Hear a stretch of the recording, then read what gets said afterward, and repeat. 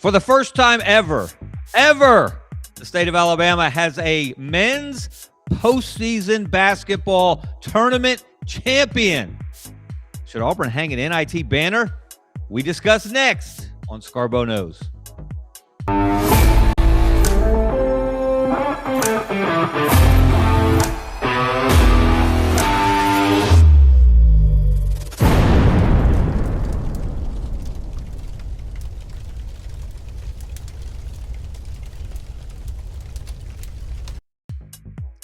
How many times have you seen the phrase hang the banner tossed around on social media, especially on X?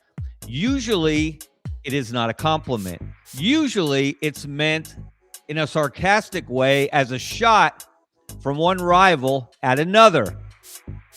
In this case, Alabama at Auburn, because Auburn did something that Alabama has never done, that Auburn has never done, nor has UAB or Samford or South Alabama or any of the other Division I basketball programs in Alabama, men's programs. None of them had ever won the NIT. Certainly none of them has ever won the NCAA men's basketball championship.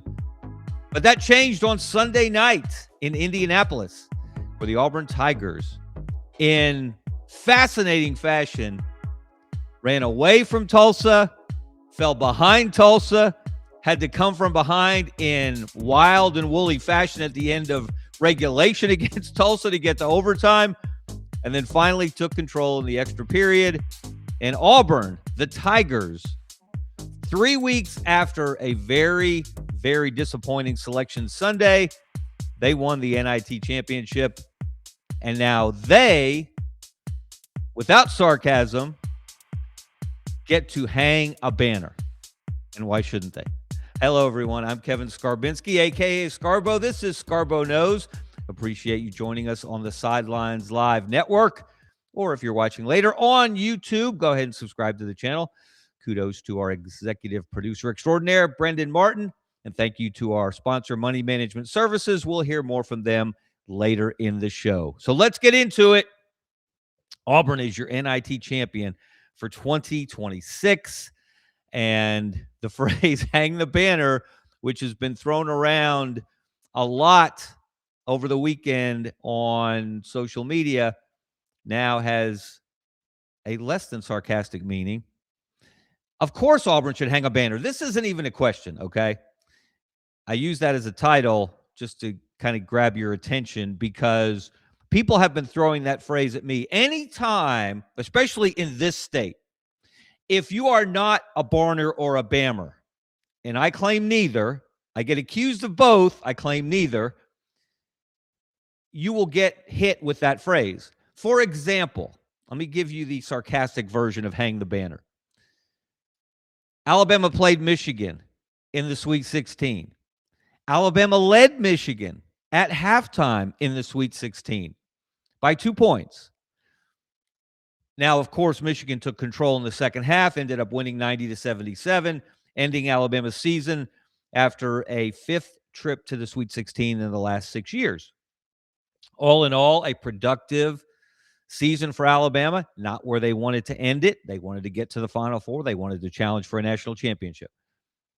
So as we watched the Final Four on Saturday, and we saw what was supposed to be a game of the century type summit meeting between Michigan and Arizona, it was anything but. It fell completely flat because Michigan was far superior.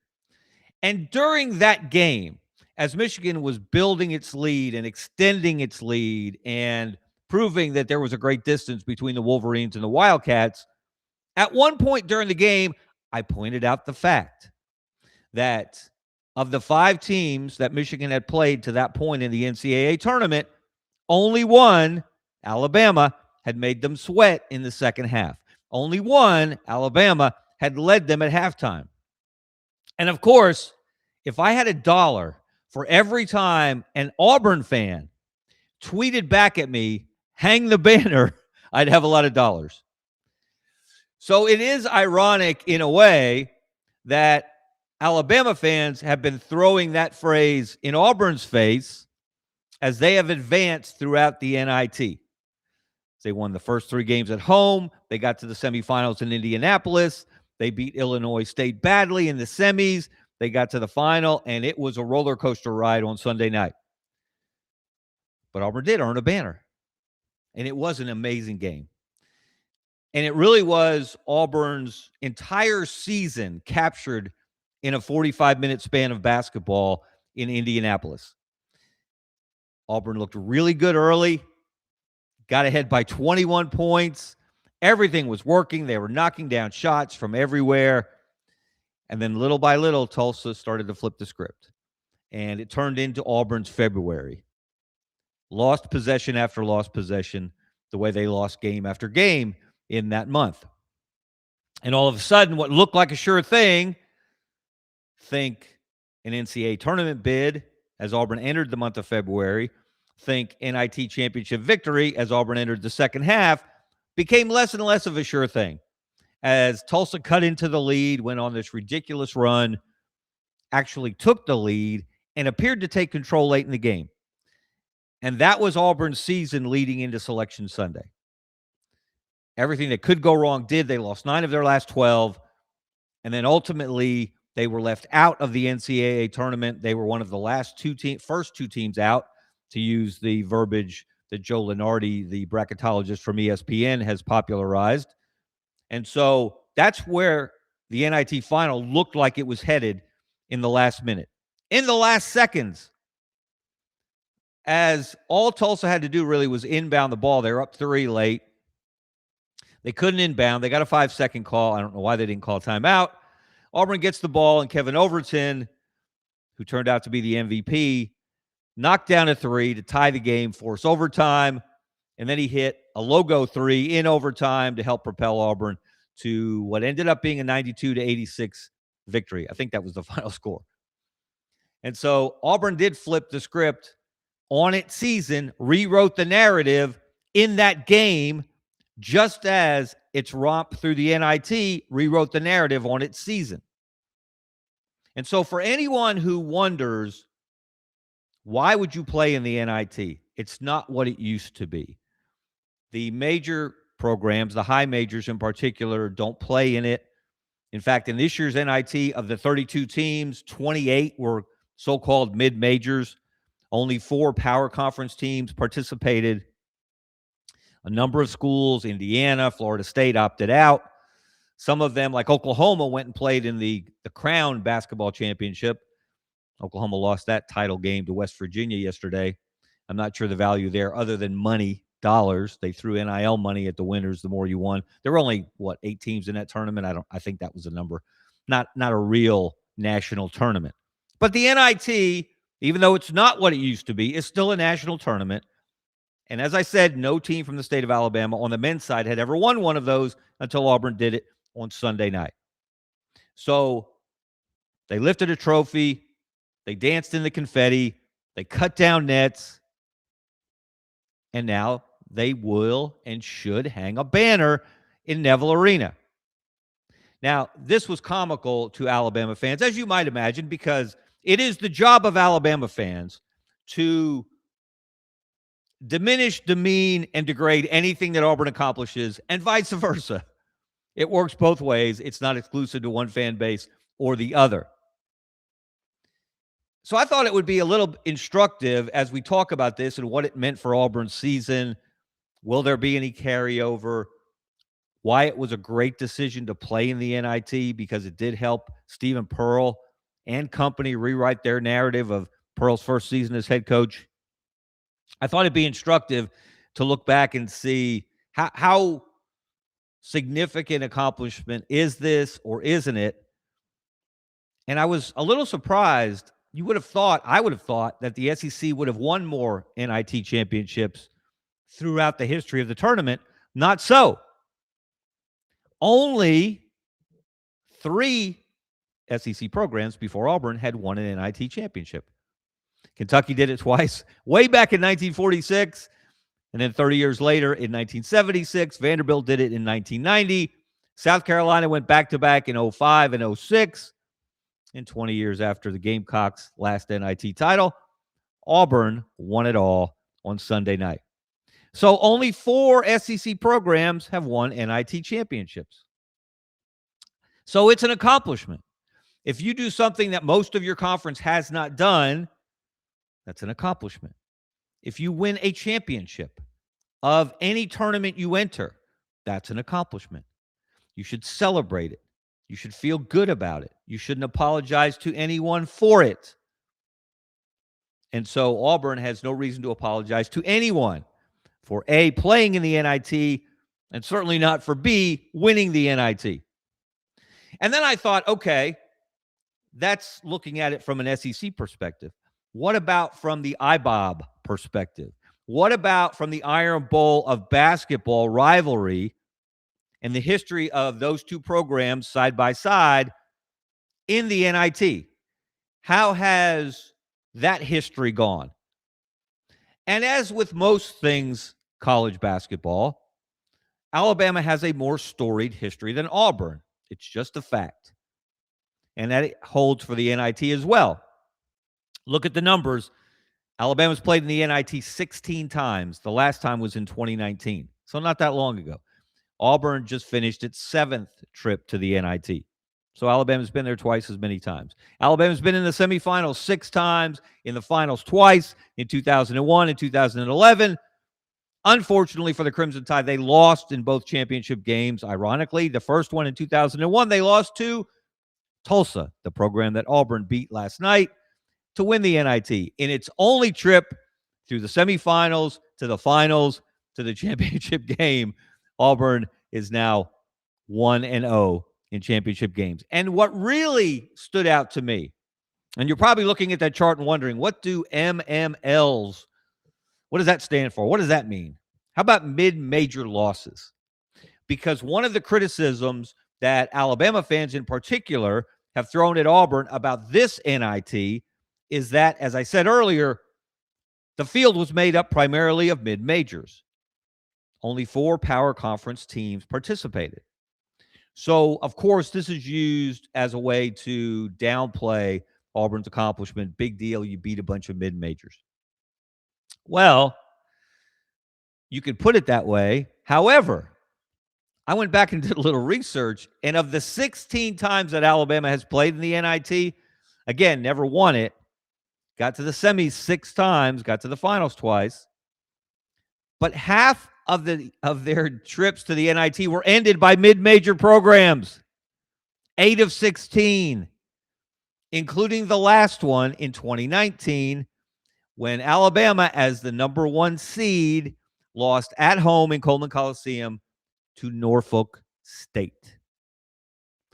So if you're an Alabama fan, you really don't have a lot to stand on there to hurl insults at Auburn about, given the fact that, yes, this field was full of mid-majors, but guess what? Auburn didn't lose to any of them. They beat South Alabama. They beat Seattle. Seattle, by the way, was the home of Elgin Baylor. And if you don't know who Elgin Baylor is, Google him. One of the greatest players in basketball history. Played a few years for an NBA franchise called the Lakers. But in college, played for Seattle University. Auburn beat them. Auburn beat Illinois State. And then Auburn ultimately beat Tulsa from the American Conference, again, in the championship game. So, no, not the greatest competition, not the greatest run of opponents, but Auburn has to apologize to no one for its schedule this year. In fact, Auburn overscheduled. We said this before, for that roster in Stephen Pearl's first year as a head coach, completely overscheduled. The schedule was too tough for that roster, and it resulted in too many losses, which ultimately is what kept Auburn out of the NCAA tournament. All right, and so you're saying, okay, big deal. Again, NIT, it's not the NCAA tournament. No one is saying it is. Not even the most diehard Auburn fan would argue that point. But you know what? I decided to look back into NIT history a little deeper to see what about the true blue bloods. And we like to suggest that Auburn and Alabama have reached that status or are very close to it, given what those programs have done over the last 10 years. Or 6 or 7 years in Alabama's case, a little longer in Auburn's case under Bruce Pearl, Alabama under Nate Oates. And I found something very interesting. Some of the biggest names in college basketball, some of the true blue blood programs in the sport have won NIT championships as well as NCAA championships. And this is just a partial list. I ran out of time to include all of them. There are a lot of programs that have done both. Now, a lot of them, like Holy Cross, did it back in the 40s and 50s. Or CCNY, the City College of New York, did it back in the 40s and 50s. But some of these names you'll recognize. UCLA has won multiple NCAA championships and NITs. Kentucky, North Carolina, Indiana, Louisville, Villanova. How about Michigan and UConn? Why did I circle them?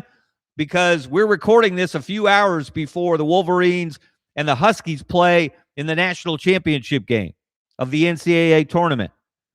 They've both won the NIT. In fact, Michigan has won more NIT championships than it has NCAA tournament titles.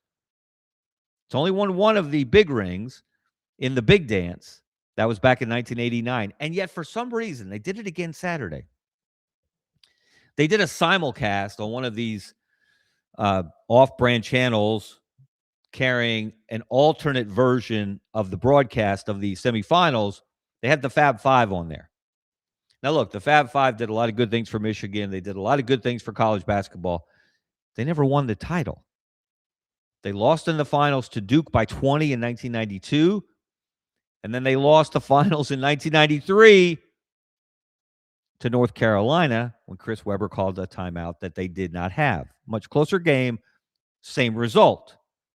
And yet, you would think that the highlight of Michigan basketball's history is the Fab Five. Not so. This team that's playing tonight, if they win it, could go down as the greatest team in Michigan history. We'll see how that turns out. But that 1989 team with Glenn Rice and Rumeal Robinson, they have been woefully underplayed and underrespected and underappreciated in Michigan history among the college basketball world in general. I can remember I was at that Final Four in 1989 in Seattle in the old Kingdome. Rumeal Robinson won it on 2 free throws, probably the worst foul call ever. Danny Hurley not only would have headbutted a referee, he would have strangled an official had they called that foul against his team to give the other team a chance to win the national championship with 2 free throws, which Rumeal Robinson did. And fun aside, real quick story, Rumeal Robinson was not a great free throw shooter. He was the point guard for Michigan that year. He had missed 2 free throws in a critical game to lose a game during the regular season. And from that point on, he spent a lot of time late at night, early in the morning, whatever free time he had, in the gym by himself shooting free throws. So he was prepared when that moment came in the national championship game. And I'll never forget, after the game, we're in the locker room, and most people have cleared out by this point, and there was a reporter for the New York Times and me. We're the only ones left in there from the media talking to Rumeal Robinson about his journey to hitting the 2 free throws to win a national championship. And he looks around, and there's really no one around, and he shouts out, "Can I get an orange soda?" He gets no response, again, because there's no one around to get him an orange soda. And he stands up, and he writes the lead for me and the dude from the New York Times and says, "If you want something in this life, I guess you have to go get it yourself." And the other reporter and I looked at each other like, bingo, there's the lead. Great, great coda to that national championship. But I've gotten off track a little bit. But Michigan has won 3 NIT titles, actually, in 1984, 1997, and 2004. And, of course, they won the 1989 NCAA championship, which they may add to tonight. We'll see. But the point of this is some pretty big-name programs have thought it was important through the years to play in the NIT. And if you're going to be in it, you might as well win it. And some big boys have. So that's another feather in Auburn's cap. And this all leads to this question, okay, would you rather? All right, that's a fun game you can play in a lot of different ways, take it in a lot of different directions. But the question has been asked, and we'll address it here. Would you rather lose in the first round of the NCAA tournament or win the NIT championship? Now, interestingly, Auburn is well suited to address this subject because if you'll recall, 2 years ago, in the 2024 NCAA tournament, Auburn was a 4 seed and they played Yale in the first round. Chad Baker-Mazara lost his mind, which was not out of character for him. He got tossed in the first half, and Auburn ended up losing in the first round to Yale. Quite embarrassing. Even though Yale has a quality basketball program and has had for some time, but they're a mid-major. An SEC team is not supposed to lose to a team from the Ivy League in the NCAA tournament, and yet Auburn did. So if you're Auburn, would you rather do that, or would you rather do what you did the last several weeks and overcome the disappointment of being left out of the NCAA tournament, accept the NIT bid, and go on and win the championship? There's no right answer here, folks. There's no yes or no. This isn't math. This is subjective. And I will tell you this, though, and I think it's hard to disagree with this point. Every single coach, every single player at Auburn, in the SEC, across the country, would rather be in the NCAA tournament. That's the goal. When you start practice in October, September now, used to be October 15th as the tip-off date for Midnight Madness and such. But your goal is get to the NCAA tournament. You don't start out the season saying, man, I hope we can make the NIT. It would be great to win the NIT championship. Nobody does that. Certainly not a program that's accomplished what Auburn has accomplished, going to 2 Final Fours since 2019, winning multiple SEC championships in the regular season and in the SEC tournament, being the number 1 overall seed in the NCAA tournament just a year ago, getting to the Final Four just a year ago. Auburn didn't start practice this year, even though they had a completely new roster except for Tahad Pettiford. They didn't start practice saying, man, hope we can get to the NIT. Did you know, hey guys, did you know the NIT this year is in Indianapolis, the same place as the Final Four? Wouldn't that be cool to get there and to win that championship and do something this program and has never done, and very few programs in the SEC have ever done, and a bunch of blue bloods have done? No, of course not. Kevin Overton wasn't thinking that way. Tahad Pettiford wasn't thinking that way. Sebastian Williams-Adams, Elijah Freeman, et cetera, et cetera, et cetera. None of them was thinking that way. Stephen Pearl certainly wasn't thinking that way. But from where they found themselves on Selection Sunday, completely down in the dirt, completely disrespected, sitting there at 17-16, knowing in their hearts that they just lost too many games. Yeah, you had good metrics. Yeah, you had some quality wins.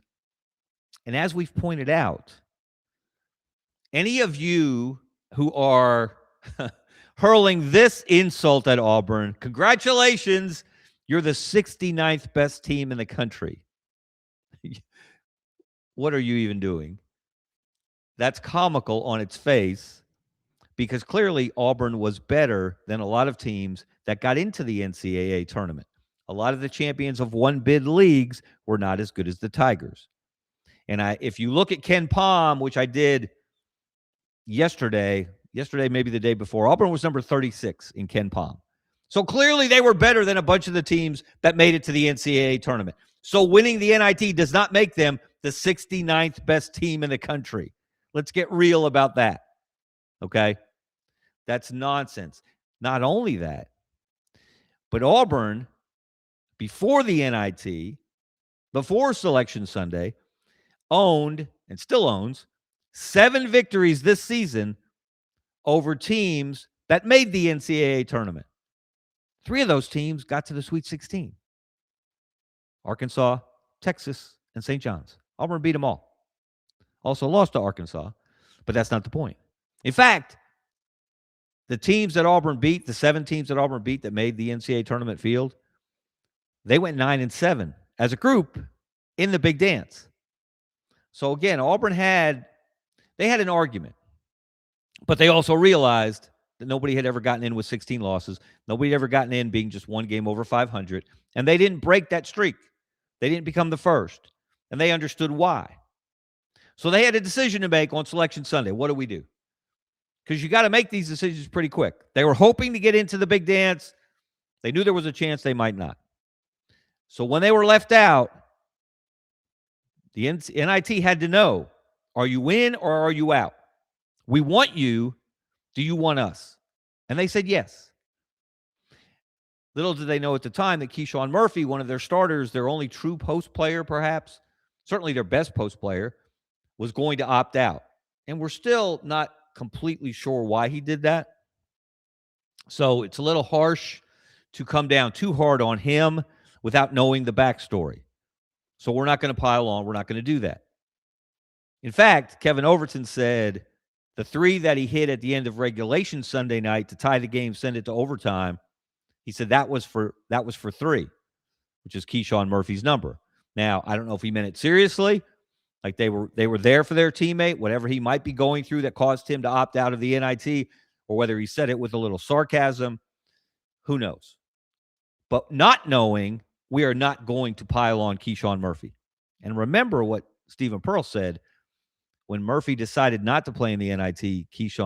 Stephen Pearl said, we appreciate everything he did for the program this year. Makes me think maybe there was something else going on there. Not just him deciding not to play in the lesser postseason tournament.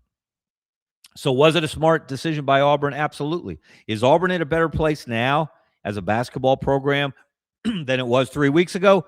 Of course it is. It played 5 postseason games. It won 5 postseason games. It won a postseason tournament championship. It faced adversity. It had to come from behind in the championship game, had to stage a miraculous comeback in the last 5 seconds just to get to overtime, and then took control in overtime to win the title. And again, they got to dance in the confetti. They got to lift up a trophy. And they got to climb ladders and cut down nets. That is what college basketball is all about. Now, not the tournament they would have preferred to do that in. They would have preferred to be playing tonight in Indianapolis against UConn or Michigan in the national championship game of the NCAA tournament. But if you can't get there, they did the next best thing. And they got better for it. Their players got postseason experience, and their head coach, who had never been a head coach before, got valuable postseason experience. So while you can insult Auburn and you can poke fun at Auburn and you can suggest that they're the 69th best team in America because they won the NIT, look, that's what rivals do. Have at it. Have all the fun you want at Auburn's expense. But Auburn has a trophy, and Auburn is going to have a banner, and Auburn absolutely should hang that banner in Neville Arena. Because you know what? I think the last time I was in Coleman Coliseum, I'm pretty sure I saw a banner that had all the years listed that Alabama played in the NIT. Never won it, but played in it. So, touche. All right, everyone, that's going to do it for me for today. Again, we're getting excited. We're getting ready for the national championship game. We'll have more to say about that later in the week. For executive producer Brendan Martin on the Sidelines Live Network, thank you for watching. If you're watching on YouTube, go ahead and subscribe. Don't cost nothing. And thank you to our sponsor, Money Management Services, the Rice family. I've known them a long time. They will take great care of you. Let's hear from them next. I'm out. See ya.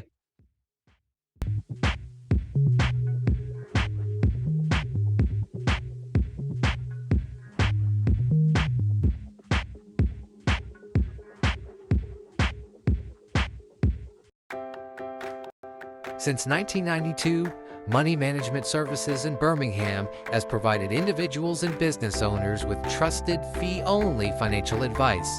We're more than advisors, we're your financial family. From retirement planning to tax strategies and estate planning, our team builds personalized wealth management plans tailored to your life.